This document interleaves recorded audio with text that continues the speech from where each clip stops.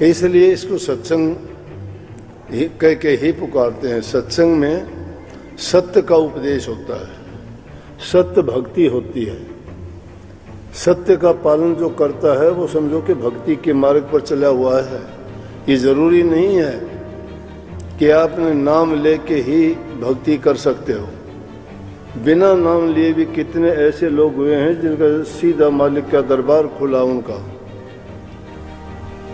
उनको किसी ना गुरु की जरूरत पड़ी ना नाम की जरूरत पड़ी, सिर्फ परहित के कारण उनको उनका कल्याण हुआ और उनका जीवन सफल हुआ। और ये भक्ति का प्रेम जब किसी के दिल में लग जाता है तो ये सारी चीजें उसके साथ जुड़ी चली आती हैं। तप भी, त्याग भी, साधना भी, वैराग भी, भक्ति भी, ज्ञान भी, वैराग भी और योग भी। ये चीजें जब तक किसी सत्संगी के हृदय में नहीं है, उसके कर्म में नहीं है, तो अपने आप को सत्संगी ना माने।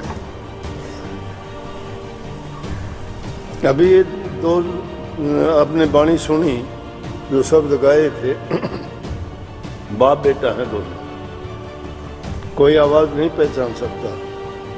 कितना मिलके गाते हैं, कितना इनका प्यार है। घर में भी ये अपना परिचय देते हैं कि देखो हम घर में भी इसी तरह से मिलके सत्संग करते हैं, वाणी पढ़ते हैं और शब्द गाने की तैयारी करते हैं। तो इनके सत्संग घरों में, दिलों में और परिवार में बसा होता है। इसी प्रकार से राजस्थान में शब्द गाते हो ना, गुलाबनाथ और भानीनाथ की, वो भी चाचा भतीजा थे आपस में। चाचा भतीजा थे, लेकिन एक उनमें उनका गुरु था, भानीनाथ चेला था और गुलाबनाथ गुरु थे। तो ये जरूरी नहीं कि पिता भी गुरु हो सकता है, भाई भी गुरु हो सकता है, बेटा भी गुरु हो सकता है। कैसे हो सकता है बेटा गुरु? बेटा अपने पिता से पहले अगर भक्ति के रास्ते पर चला है, जिसने गुरु धारण किया है, जिसने नाम ले रखा है,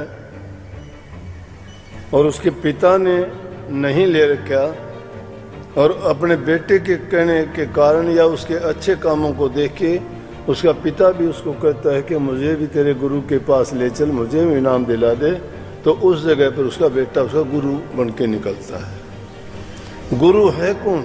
जो रास्ता दिखा दे। तुलसीदास जी के गुरु तो उनकी पत्नी गुरु बन गई।